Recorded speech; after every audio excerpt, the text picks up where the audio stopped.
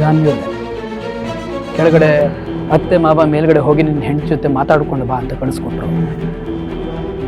ಜಯಂತ ಯಾವತ್ತೂ ಜೀವನದಲ್ಲಿ ಪದಗಳಿಗೆ ಹುಡುಕ್ತವನಲ್ವೇ ಅಲ್ಲ. ಆದರೆ ಇವತ್ತು ನೋಡಿ, ನಿಮ್ಮ ಮುಂದೆ ಮೂಕ ವಿಸ್ಮಿತನಾಗಿ ನಿಂತಿದ್ದೀನಿ. ಇನ್ನು ನಮ್ಮಿಬ್ಬರ ಮಧ್ಯೆ ಮಾತಾಡೋಕೆ ಏನು ಉಳಿದಿಲ್ಲ ಅಂತ ನಿಮಗೆ ಅನ್ನಿಸ್ಬಹುದು. ಆದರೆ ನನ್ನಿಂದ ತಪ್ಪಾಗಿದೆ ಚಿನ್ನುಮರಿ. ನಾನು ನಿಮಗೆ ತುಂಬ ಕಷ್ಟ ಕೊಟ್ಟಿದ್ದೀನಿ. ನೀವು ಅದರಿಂದ ತುಂಬ ನೋವು ಅನುಭವಿಸಿದ್ದೀರಾ. ಇದೆಲ್ಲ ನನಗೆ ಅರಿವಾಗಿದೆ. ನನ್ನ ಎಲ್ಲ ತಪ್ಪುಗಳನ್ನ ನೀವು ಕ್ಷಮಿಸಿದ್ದೀರಾ ಅಂತ ನೀವು ಒಂದೇ ಒಂದ್ಸಲಿ ಹೇಳಬೇಕು ಚಿನ್ನಮರಿ.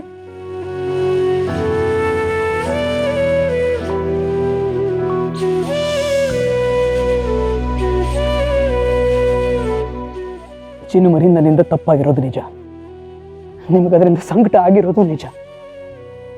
ಆದರೆ ನಿಮ್ಮ ಹತ್ರ ಒಂದ್ಸಲಿ ಕ್ಷಮೆ ಕೇಳಬೇಕು ಅಂತ ಎಷ್ಟೋ ಸಲ ನಾನು ಪ್ರಯತ್ನ ಪಟ್ಟೆ. ಪ್ರತಿ ಸಲ ನಾನು ನಿಮ್ಮ ಜೊತೆ ಮಾತಾಡಬೇಕು ಅಂತ ಹಾತೊರೆದು ಬಂದಾಗ ಏನೋ ಒಂದು ನಡೆದು ಹೋಗೋದು. ಒಟ್ಟಿನಲ್ಲಿ ನಿಮ್ಮ ಜೊತೆ ಮಾತಾಡೋಕ್ಕಾಗಲೇ ಇಲ್ಲ. ನೋಡಿ ಚಿನ್ನಮರಿ, ನೀವು ನಿಮ್ಮ ದುಃಖಗಳನ್ನು ಮುಂಚೆನೇ ನನ್ನ ಹತ್ರ ಹೇಳ್ಕೊಂಡಿದ್ದಿದ್ರೆ, ಅಥವಾ ನನ್ನ ಮನಸ್ಸಿನ ದುಗಳನ್ನ ನಾನು ನಿಮ್ಮ ಹತ್ರ ಹೇಳ್ಕೊಂಡಿದ್ದಿದ್ರೆ, ನಮ್ಮಿಬ್ಬರ ಜೀವನ ತುಂಬ ಮುಂಚೆನೇ ಸರಿ ಹೋಗಿರೋದೇನೋ. ಆದರೆ ಹಾಗಾಗಲಿಲ್ಲ. ನೋಡಿ, ಈ ಮಧ್ಯೆ ನನ್ನ ಜೀವನದಲ್ಲಿ ಏನೇನು ನಡೆದು ಹೋಗಿದೆ ನಿಮಗೆ ಗೊತ್ತಿದೆಯೋ ಇಲ್ವೋ ನನಗೆ ಗೊತ್ತಿಲ್ಲ. ಆದರೆ ನಾನು ನೀವು ಅಂದ್ಕೊಂಡಷ್ಟು ಕ್ರೂರಿ ಅಲ್ಲ. ಸನ್ನಿವೇಶ ನನ್ನನ್ನು ತಪ್ಪಿತಸ್ಥನ ಸ್ಥಾನದಲ್ಲಿ ನಿಲ್ಲಿಸಿದೆ ನಿಜ. ಆದರೆ ನಿಮಗೆ ಕಷ್ಟ ಕೊಡಬೇಕು ಅಂತ ನಾನು ಯಾವತ್ತೂ ಜೀವನ ಮಾಡಿಲ್ಲ. ನೋಡಿ, ನಿಮ್ಮ ತಂದೆ ತಾಯಿ, ಅಕ್ಕ, ಅಣ್ಣಂದ್ರು ಎಲ್ಲ ಇವತ್ತು ನೀವು ಬದುಕಿದ್ದೀರಾ ಅಂತ ಎಷ್ಟು ಸಂತೋಷ ಪಡ್ತಾ ಇದ್ದಾರಲ್ವಾ. ಅವ್ರು ಎಲ್ಲರಿಗಿಂತ ಹೆಚ್ಚಿನ ಸಂತೋಷ ನನಗಾಗ್ತಾ ಇದೆ ಚಿನ್ನಮರಿ. ಯಾಕೆಂದರೆ ಅವರೆಲ್ಲರಿಗಿಂತ ಹೆಚ್ಚಾಗಿ ನಾನು ನಿಮ್ಮನ್ನು ಪ್ರೀತಿಸ್ತಾ ಇದ್ದೀನಿ, ಪ್ರೀತಿಸ್ತಾನೆ ಇರ್ತೀನಿ. ಆದರೆ ಎಂಥ ವಿಪರ್ಯಾಸ ನೋಡಿ, ನನ್ನ ಪ್ರೀತಿನ ನಿಮ್ಮ ಮುಂದೆ ಹೇಳ್ಕೊಳ್ಳೋ ಅವಕಾಶನೇ ನನಗೆ ಸಿಗ್ತಾ ಇಲ್ಲ. ನೀವು ಬದುಕಿದ್ದೀರಿ ಅಂತ ಗೊತ್ತಾದಾಗ ಆಕಾಶನೇ ನನ್ನ ಕೈಗೆ ಸಿಗ್ತೇನೋ ಅಂತ ಅನ್ನೋಷ್ಟು ಖುಷಿಯಾಗಿತ್ತು. ಯಾವತ್ತು ಮತ್ತೆ ನಾನು ನಿಮ್ಮನ್ನು ನೋಡ್ತೀನೋ, ಸೇರ್ತೀನೋ, ನಾನು ಮಾಡೋ ತಪ್ಪುಗಳನ್ನೆಲ್ಲ ನಿಮ್ಮ ಹತ್ರ ಹೇಳ್ಕೊತೀನೋ ಕಾಯ್ತಾ ಇದ್ದೆ ಚಿನ್ನಮರಿ. ಆದರೆ ನೀವು ಆ ಅವಕಾಶನೇ ಕೊಡಲಿಲ್ಲ. ನನ್ನಿಂದ ದೂರನೇ ನಿಲ್ಲೋ ಪ್ರಯತ್ನ ಪಟ್ರಿ, ನಿರ್ಧಾರ ಮಾಡಿದ್ರಿ. ನೀವು ದೇವಸ್ಥಾನಕ್ಕೆ ಹೊರಟಿದ್ದ ದಿನ ನಿಮ್ಮ ಹಿಂದೆ ಜನರನ್ನೆಲ್ಲ ಕಳಿಸಿದ್ದು ಅದೇ ಕಾರಣಕ್ಕೆ. ನಿಮ್ಮ ಹತ್ರ ಒಂದೇ ಒಂದ್ಸಲಿ ಮಾತಾಡಿಬಿಡೋಣ ಅನ್ನೋ ಒಂದು ಹಪಿಯಲ್ಲಿ ಅಷ್ಟೆ. ಅದನ್ನು ಬಿಟ್ಟು ನನಗೆ ಯಾವ ಬೇರೆ ಉದ್ದೇಶನೂ ಇರಲಿಲ್ಲ.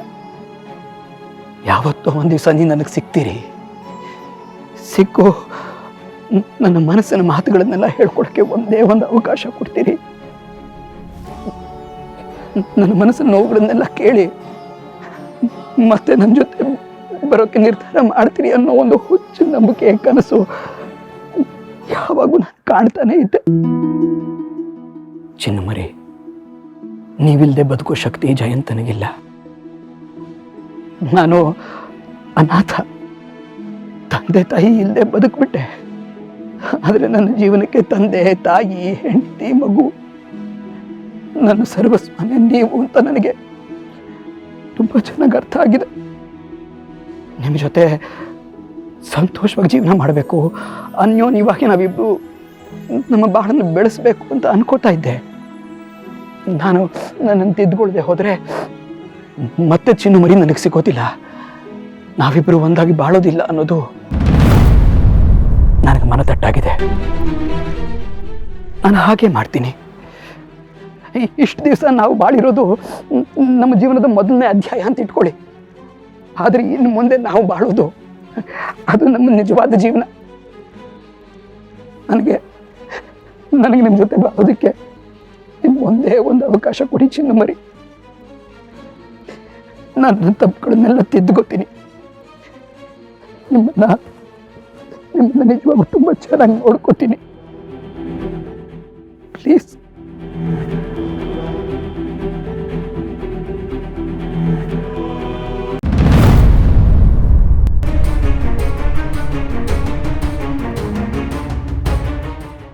ಎಷ್ಟೆಲ್ಲ ನಮ್ಮ ಮಧ್ಯೆ ನಡೆದು ಹೋಗಿದ್ರು ನಿಮ್ಮ ಮನೆಯವ್ರ ಮುಂದೆ ಇದು ಯಾವುದನ್ನು ಹೇಳ್ಕೊಳ್ದೇ ಇದ್ದಕ್ಕೆ ಥ್ಯಾಂಕ್ ಯು, ತುಂಬ ಥ್ಯಾಂಕ್ ಯು ಚಿನ್ನವರೇ, ಥ್ಯಾಂಕ್ ಯು.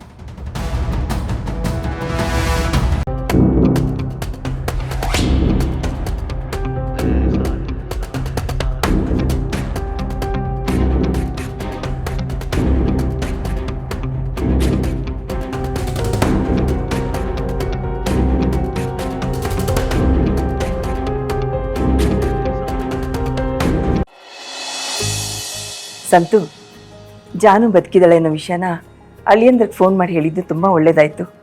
ನಾವು ಅವತ್ತು ಫೋನ್ ಮಾಡಿದಾಗ ಸ್ವಿಚ್ ಆಫ್ ಅಂತ ಬರ್ತಿತ್ತು, ನಮಗೆಲ್ಲ ಗಾಬರಿ ಆಗಿತ್ತು. ಸದ್ಯ ಇವತ್ತು ನೀವಿಬ್ಬರು ಅವ್ರ ಮನೆಗೆ ಹೋಗಿ ಅವ್ರನ್ನ ಕರ್ಕೊಂಬಂದಿದ್ದು ತುಂಬ ಒಳ್ಳೆ ಕೆಲಸ ಆಯಿತು. ಅಣ್ಣನಾಗಿ ತಂಗಿ ಬದುಕನ್ನು ಸರಿ ಮಾಡೋದು ನನ್ನ ಕರ್ತವ್ಯ ಅಲ್ವ ನಮ್ಮ.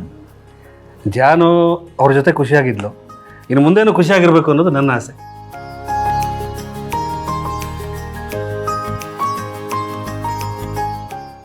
ಏನ್ರಿ ನಿಮ್ಮ ಬಾಯಲ್ಲಿ ಇಂಥ ಮಾತುಗಳನ್ನ ಕೇಳೋದಕ್ಕೆ ನಾವೆಲ್ಲರೂ ಅದೃಷ್ಟ ಮಾಡಿದ್ವಿ. ಇವತ್ತು ಕಿವಿ ಪಾವನ ಆಗೋಯ್ತು. ವೀಣಾ,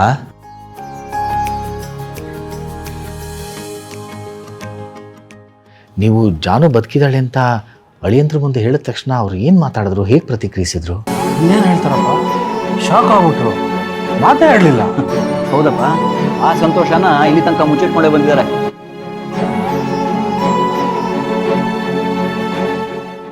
ಒಳಗೆ ಬರೋದಕ್ಕೂ ನಾಚ್ಕೋತಾ ಇದ್ರು, ನಾವೇ ಬಲವಂತ ಮಾಡಿ ಒಳಗೆ ಕರ್ಕೊಂಬಂದ್ವಿ.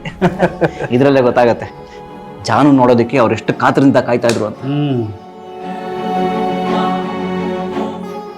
ಅಲ್ಲ, ನಮ್ಮ ಅಳಿಯಂದ್ರಿಗೆ ಜಾನು ಬದುಕಿದಾಳೆ ಬಂದೇ ಬರ್ತಾಳೆ ಅಂತ ಅದು ಹೆಂಗೆ ನಂಬಿಕೆ ಇತ್ತು?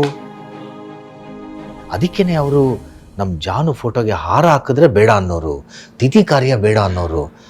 ಆಗೆಲ್ಲ ಇವ್ರಿಗೆ ಏನಾಗಿದೆ, ಯಾಕೆ ಹೀಗೆ ಮಾಡ್ತಿದ್ದಾರೆ ಅಂತ ಅಂದ್ಕೊಳ್ತಿದ್ವಿ.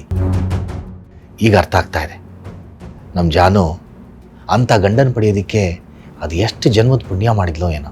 ಹೌದಪ್ಪ, ಇನ್ನು ಮುಂದೆ ಜಯಂತ್ ಅವರು ಜಾನುನ ಇನ್ನೂ ಚೆನ್ನಾಗಿ ನೋಡ್ಕೋತಾರೆ.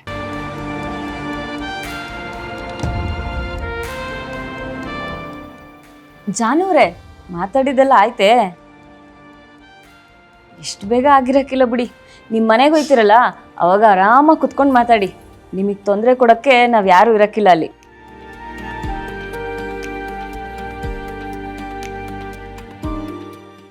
ಏನ್ ಜಾನು ಮಾತಾಡ್ತಾನೆ ಇಲ್ಲ, ಎಲ್ಲ ಮಾತು ಜಯಂತ್ ಅವ್ರ ಜೊತೆನೆ ಆಡ್ಬೇಕು ಅಂತನಾ?